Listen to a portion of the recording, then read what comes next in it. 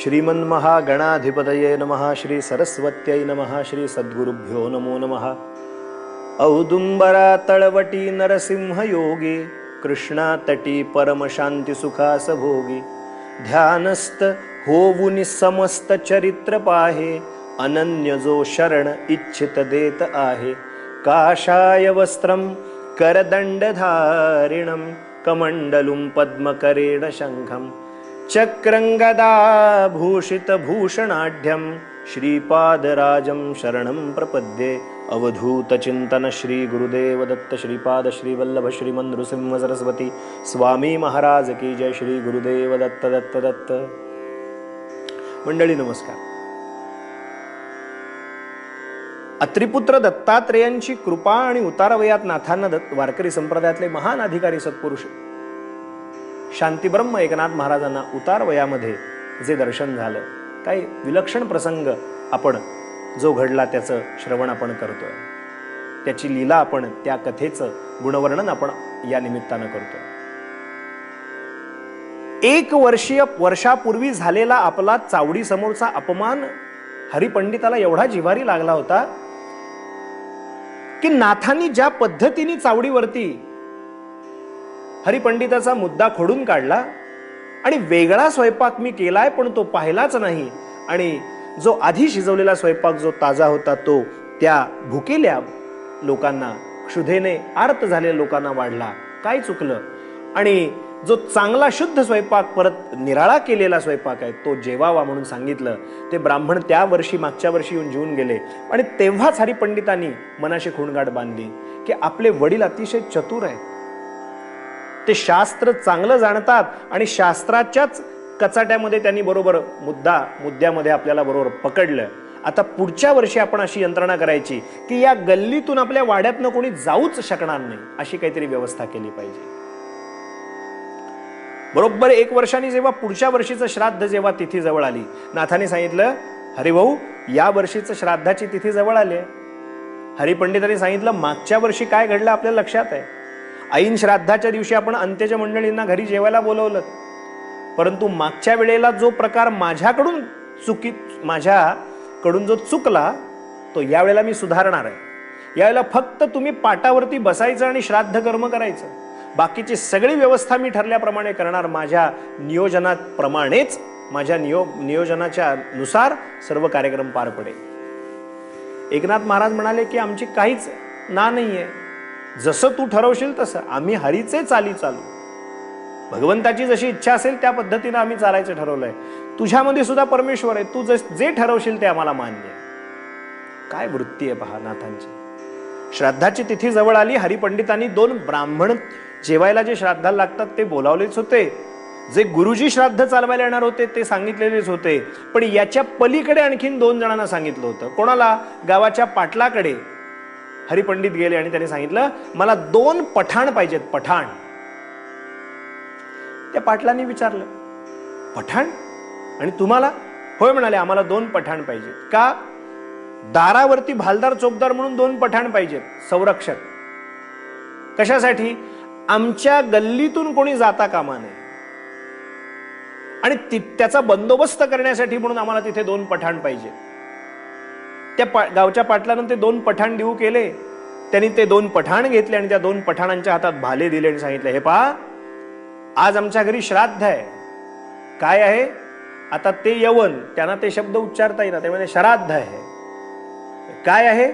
श्राद्ध आहे। ठीक आहे, कोणाला आत सोडायचं आणि कोणाला सोडायचं नाही एवढं जरा सांगता का? त्या 2 पठाणांनी विचारलं। त्यांनी सांगितलं, ज्याच्या डोक्यावरती शेंडी आहे, गळ्यामध्ये अंगामध्ये यज्ञोपवीत आहे, हातात पळी पंचपात्र आहे, सोळं वगैरे नेसून आलाय, उघडा बोडका असा कोणी दिसला अंदर जाओ, पण कपड्यामध्ये असा कोणी दिसला या गल्लीत तर मत जाओ। मज्जाव म्हणजे मज्जाव, म्हणजे मज्जाव करायचा, त्यांना आज जाऊ नका म्हणून अडवायचं।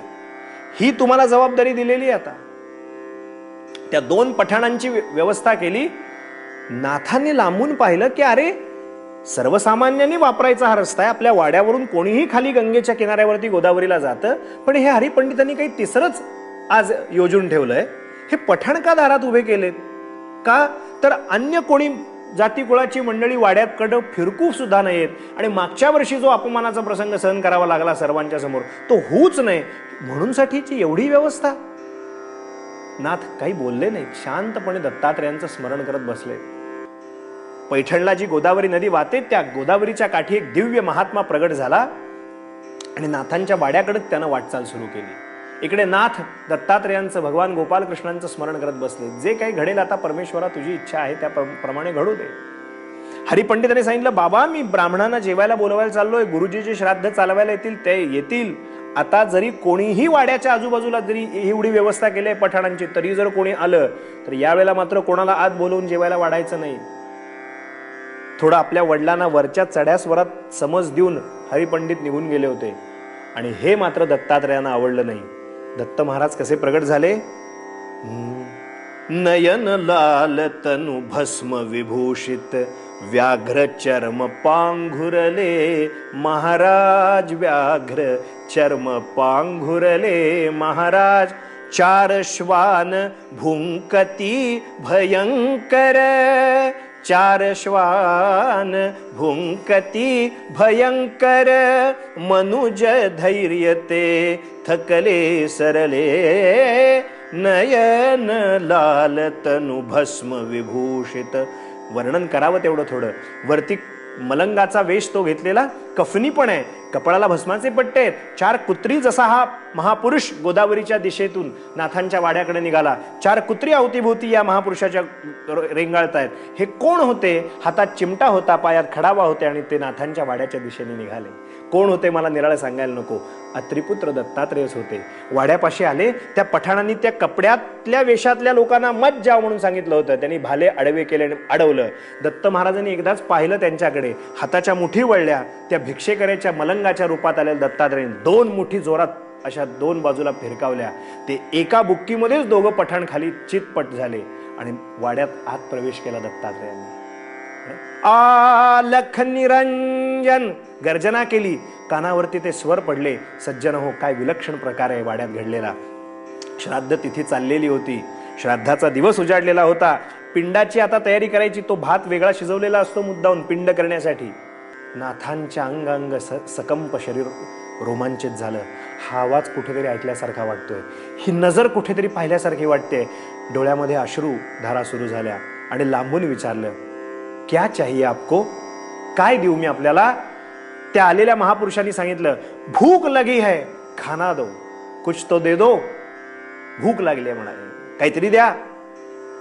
डोळ्यातनं घळ घळ घळ घळ घळ नाथांच्या पाणी येऊ लागलं. महाराज, सगळं काही घरात आहे, पण या घरातला निर्णय घेण्याचा अधिकार म्हणाले माझ्याकडे नाही. हे सगळं माझे चिरंजीव बघतात, माझे पुत्र बघतात. जर आता आपल्याला काही वाढलं तर आणखीन काहीतरी मागच्या वर्षी घडला तसा प्रकार माझ्यावरती पुन्हा आपत्ती ओढवेल. मी आपल्याला काही देऊ शकत नाही. आलेल्या अतिथ्याला नाही म्हणू नये, पण मी तुम्हाला काही देऊ शकत नाही.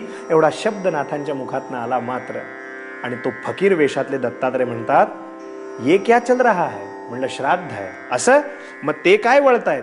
ते म्हणाले, ते पिंड असतात श्राद्धाचे. होय, म्हणजे तो भातच आहे ना, चावल आहे ना? म्हणलं, भात आहे. वो मुझे दे दो. अरे, पिंड जे पितरांसाठी केलेले असतात ते पिंड भूक लागल्यासाठी, भूक लागले या कारणाने मागणारा हा दुसरा तिसरा कोणी असूच शकत नाही. नाथांनी पुढचा काही विचार केला नाही. ते पिंड दत्तात्रेयांना अर्पण केले. दत्तात्रेयांनी ते खाल्ले, पाण्याचा घोट प्याले. नाथांच्या लक्षात आलं, कडकडून नाथांना मिठी मारली आणि षडभुज, त्रिमुखी षडभुज दर्शन नाथांना वाड्यात दिलं. हरिपंडित येऊन बघतात आणि दत्तात्रेयांचा अधिकार पाहिला. दत्तात्रेय आपल्या वडिलांशी बोलतात हे पाहिलं आणि नाथां त्या हरिपंडिताचे डोळे त्या दिवशी खऱ्या अर्थानं उघडले. सज्जन हो, असा अधिकार जयनाथ महाराजांचा, ज्यांनी वारकरी संप्रदायाची परंपरा पुढे नेली, ज्यांनी दत्तात्रेयांची कृपा प्राप्त केली, त्या नाथांचं स्मरण या निमित्ताने दत्तभक्त म्हणून, वारकरी संप्रदायाचे अधिकारी सत्पुरुष म्हणून करूया आणि आजच्या दिवशी वाणीला इथे विराम देऊ. अवधूत चिंतन श्री गुरुदेव दत्त दत्त दत्त.